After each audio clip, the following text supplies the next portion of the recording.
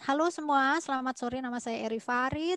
Saya adalah counselor dari perwakilan 3 universitas di Belanda, Fontys, dan The Hague University of Applied Science. Hari ini kita mau ngobrol bareng sama Eliza. Eliza. Hai Eliza. Sama Grafi. Hai Grafi. Grafi sama Eliza ini mahasiswa di Han University of Applied Science. Mereka berdua ngambil International Business. Nah, mungkin Eliza atau Eliza dulu deh. Eliza bisa nggak jelasin ngapain sih, belajar apa sih? Belajar apa sih di International Business itu? Sejauh ini di IB tuh belajar nggak cuma field yang ada di IB juga gitu, tapi karena kita ngambil international program, jadi kita juga dikasih yang kayak ada namanya matkul namanya intercultural awareness. Jadi itu kayak karena kita sama-sama international kan beda kultur gitu ya. Jadi lewat matkul itu kita tuh jadi lebih aware sama perbedaan kultur negara-negara lain juga gitu. Tapi kalau field IB-nya kita belajar marketing, manajemen, supply chain, economics, masih ada economics pasti. Terus tadi finance sudah kesebut belum ya? Finance. Statistik. Terus kita juga belajar research juga. Jadi nggak cuma IB doang. Terus apalagi ya? Ya yang aku pengen nambahin tuh kayak karena dari namanya sendiri ya international business. Jadi tuh kayak kita nggak belajar bisnis in general doang. Jadi ya kayak gimana kita belajar bisnis tuh dari perspektif internasional gitu loh. Kayak contohnya kita misalkan lagi belajar marketing itu kita juga kayak belajar international law-nya gitu nggak sih yang pastel kayak dari berbagai negara itu kan pasti law-nya beda-beda tentang business regulations-nya. Jadi kita juga pelajarin itu, kita kayak jadi ternyata negara di sini tuh kalau mau bikin bisnis tuh kayak gini gitu. Oh, jadi kalau mau bikin bisnis di Amerika gitu kan? Begitu maksudnya ya? Iya. Atau pengen berbisnis ke Amerika? Tapi itu biasanya begitu.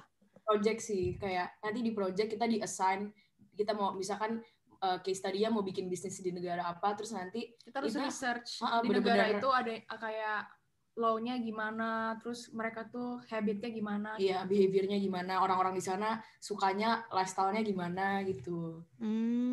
Contohnya apa tuh kalau project yang kayak gitu? Kemarin tuh project yang kayak harus nganalisis perusahaan di luar, maksudnya kayak mau bikin bisnis di luar Belanda gitu. Kemarin project pertama itu gabungan marketing sama supply chain. Terus kalau grup aku harus kayak bikin, kita dikasih perusahaan, tapi perusahaan yang fake gitu loh, yang dikasih dari kampus gitu. Jadi kayak si perusahaan ini, perusahaan kopi, terus dia mau expand ke negara lain. Kalau aku dapatnya ke Austria. Kemarin aku dapatnya ke Hungary. Jadi itu kayak basically kita bikin ekspor plan-nya gitu, bener-bener dari A sampai Z kita analisis harganya mau dijual berapa, bisa sama apa enggak kayak yang dijual di Belanda, apa harganya harus beda gitu. Terus sama lokasinya strategisnya gimana ditaruhnya, terus advertising-nya mau gimana, target marketnya.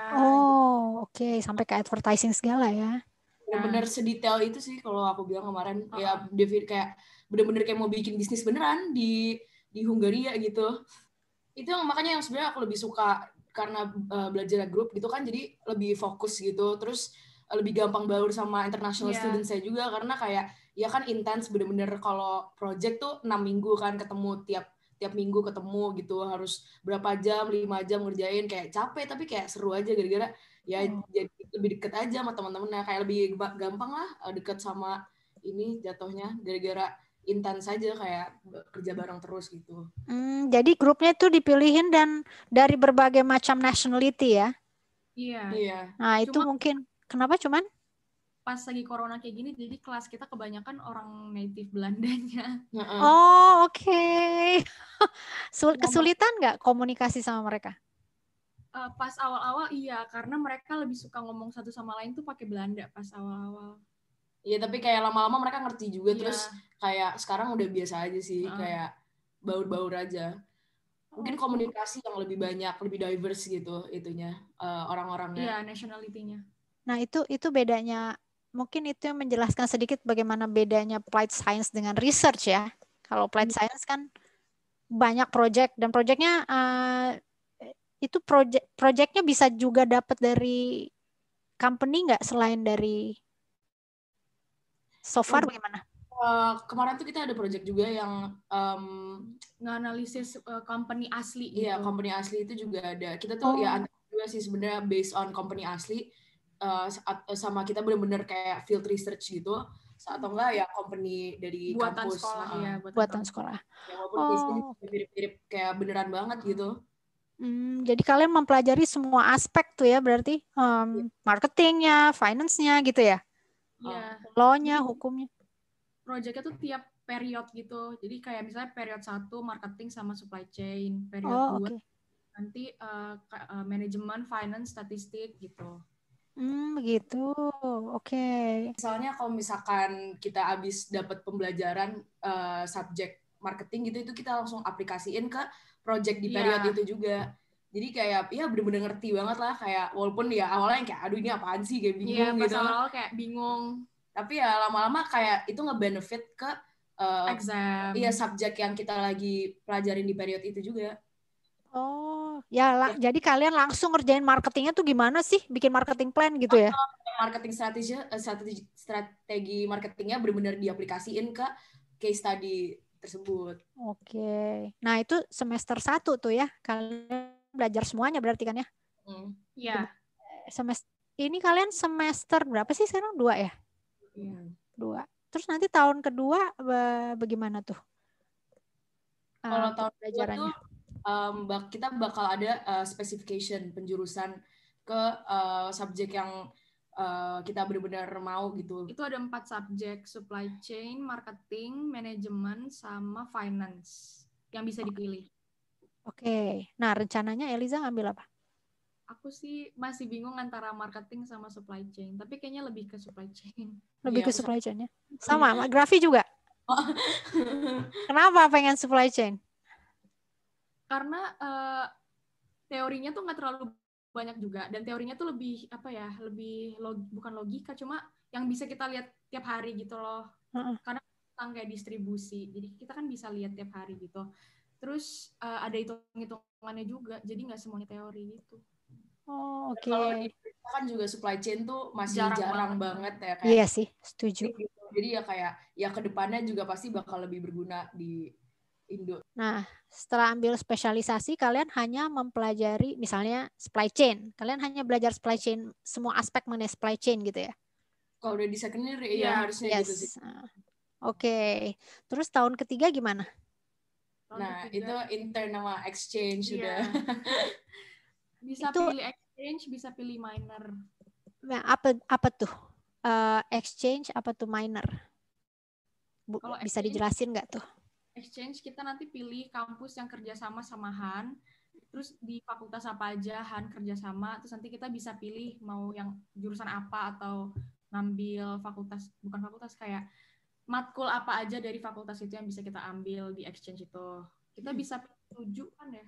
7 kampus dari sekolah. Ya nanti kita disuruh nentuin 7 kampus mana yang kayak, dan Han tuh banyak banget kan kerjasamanya sama yang kayak bener-bener di berbagai negara gitu. Terus nanti disuruh pilih 7 yang kita pengen, terus nanti ya dipilih yang kayak sama kampusnya kita diterima apa enggak di kampus itu. Jadi nanti dialokasikan gitu ya sama kampus dari kampusnya sendiri. Iya. Tapi ya exchange emang wajib sih soalnya hitungannya. Jadi milih 7 kampus dari sekian banyak negara yang bekerja sama dengan Han. Iya. Oke, nah itu apakah jurusannya harus sesuai dengan international business atau bisa totally different? Kalau dari pengaman PPI ini yang baru exchange si Syafi, dia kan ngambilnya komunikasi, tapi dia benar-benar 180 derajat banget sama jurusannya yang sekarang. Dia ngambil psikologi di University of Barcelona. Oke. Oh, bisa begitu ya? Ya, as long as kita survive kalau mau lintas jurusan ya nggak apa-apa harusnya. Oh, oke. Jadi bisa belajar jurusan lain di kampus rekanannya Han di tahun ketiga. Ya, kalau kata Syafira, as long as Han-nya masih kerjasama di fakultas apa aja di kampus itu, kita bisa milih.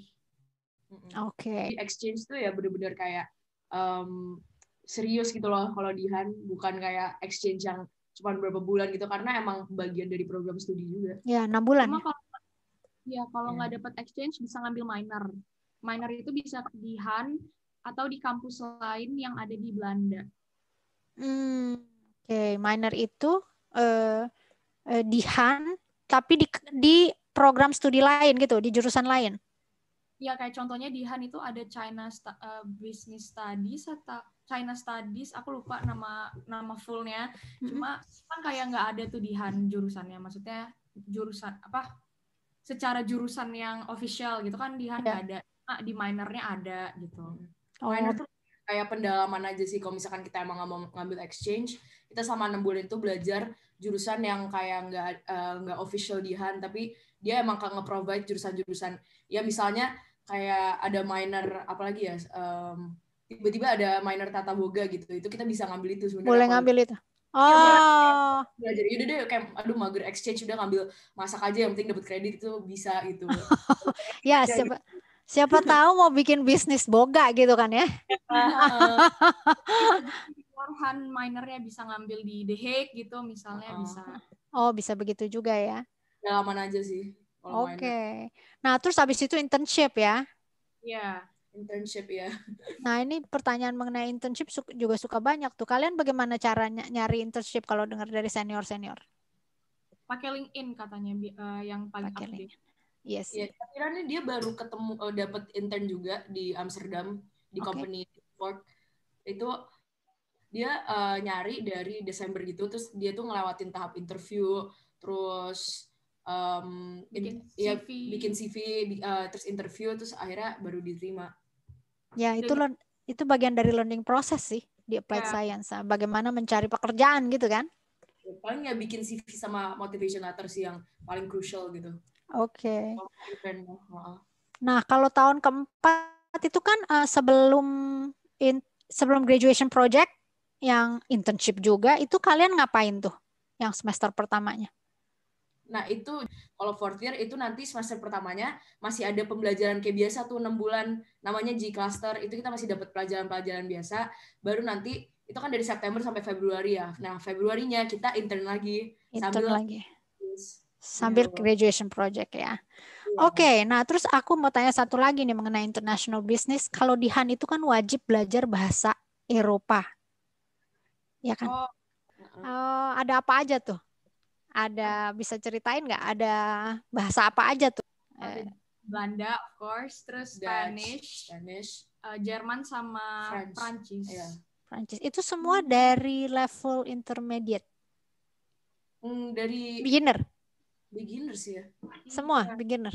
Beginner. Iya. Karena kita benar-benar belajar yang dari hitung-hitungan 1 sampai 10 gitu, terus ya ininya ABC-nya, jadi benar-benar dari awal banget diajarinnya.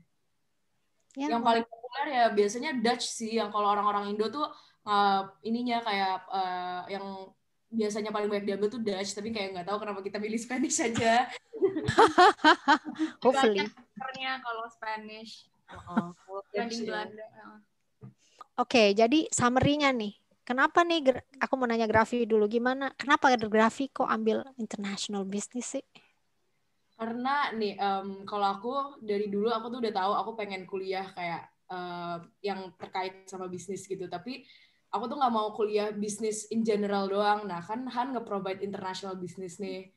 Nah, terus ya makanya aku pilih international business. Dan aku juga dari dulu tuh udah pengen kuliah di Eropa gitu. Kayak emang udah pengen kuliah di Belanda sih, specifically. Tapi kalau international business tuh gara-gara ya gitu. Aku tuh pengen kuliah yang kayak something to do with business. Tapi kayak nggak mau in general kayak. Nah, terus kayak Han kan nge-provide spesialisasi. Oh, Eliza juga sama, begitu juga. Iya, aku ngelihat programnya langsung kayak, waduh tertarik banget gitu.